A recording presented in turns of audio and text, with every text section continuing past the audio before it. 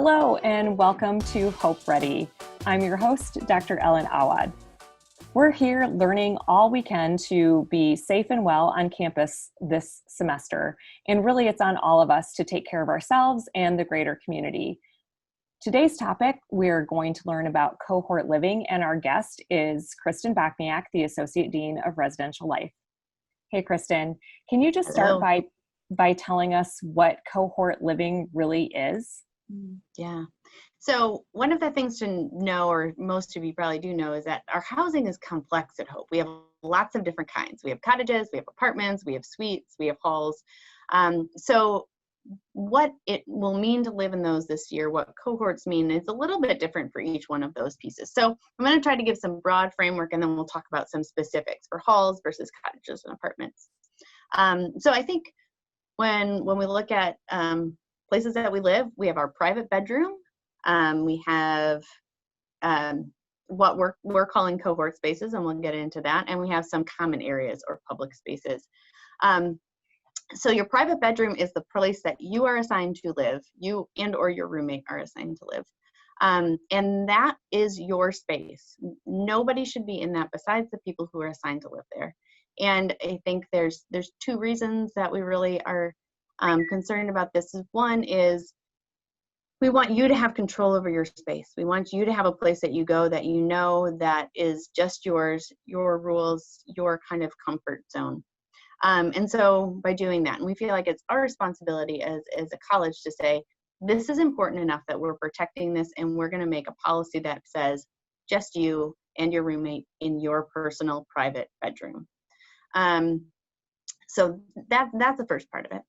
The cohort space, so cohort living. So your cohort is the people that you live in close proximity with. The kind of the weird way I've been thinking about this is it's the people you share a bathroom with. So in a cottage and apartment, it's the people in your cottage and apartment.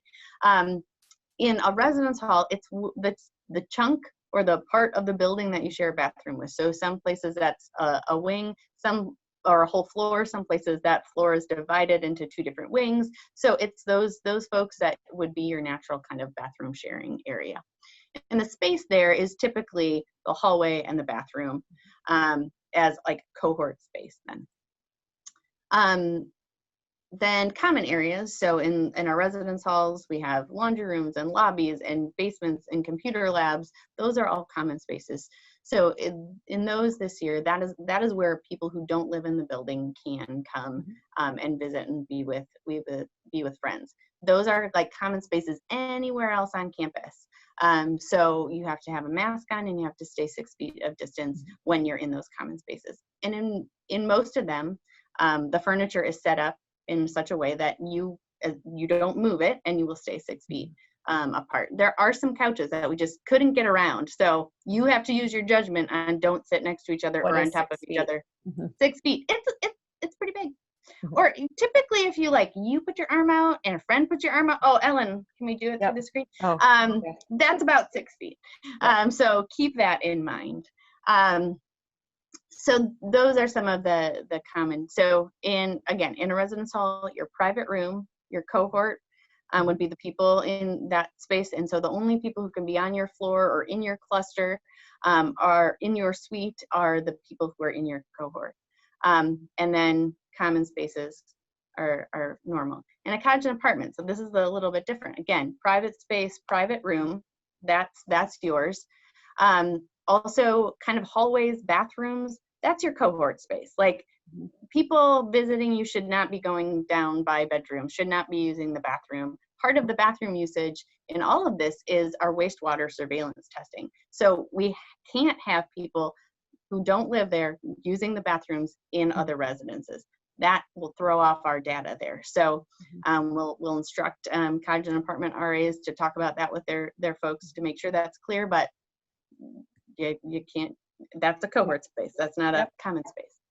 So apartments and cottages, so in there, they're homes. So you have a living room and a kitchen, dining room potentially. If you are just there with your cohort, that is your space. You don't have to have a mask on. We still would encourage 6 feet of distance, but that's your space. You can have guests come over, like a common area would be in a hall. What the distinction is, if anybody who is not in your cohort is in your house in that common area, then you all need to have masks on and all need to be distanced, whether you live there or not. That is going to keep us the safest we can. There is something I was going to say, but do you have a question, Ellen? And then maybe I'll remember it. I feel like I know so much more now. We have to remember private rooms, cohort spaces, common spaces. And if you're ever in a common area, or if you live in a cottage apartment and somebody doesn't live there, masks on, 6 feet apart, making wise choices, sanitizing, all of that to keep us all safe and well. Yep. So I did remember one thing. Cohort spaces in halls, you do have to wear a mask. So if you're walking into the bathroom, obviously not in the shower, like those kind of places, awkward. But when you're walking in the halls, or if you're sitting in the hallway talking with folks or whatnot, you still need to wear a mask and maintain that distance. Cottage and apartments, you are kind of more of a family unit, which does mean that your likelihood, like a family unit, if somebody is ill, that you would be quarantined is higher. You can reduce that risk if you choose to wear a mask when you're in common spaces and not in your private room, and you maintain that distance. So it's possible for you to do that, but we're also recognizing that that's going to just function a lot more like I'm functioning with my family at home. But you have that choice. And the other thing I would say is that everybody's going to do a roommate agreement. In part of that, you're going to talk specifically about what are your feelings about COVID, and are there different safeguards that you're going to put in place with your private roommate to make you feel more secure. There's going to be community agreements on floors that will talk about some of those things as well. Cottages and apartments will have some very specific questions about cleaning and about kitchen usage and about bathroom usage and all of those things. And we have some CDC guidelines that we'll give you to guide that conversation. But know that we're structuring some of those conversations, so you're gonna have some of that. And a cottage or apartment could decide, no, this place is only for us, and we aren't going to let any visitors in. And so as a college, we're saying you can, if you create or use those common spaces as common spaces like they are everywhere else on campus, or if you want to say, nope, this is just our space, you have every right to do that, and then you all make that boundary for yourself, and that's totally fine. Yep, that sounds great. It just puts responsibility on all of us to be good communicators, to state what our needs are, to listen and hear what other people's needs are, give dignity, show respect, and let's stay healthy and well. Let's be hope ready. Thanks so much, Kristen, for coming. You're welcome. Thank you.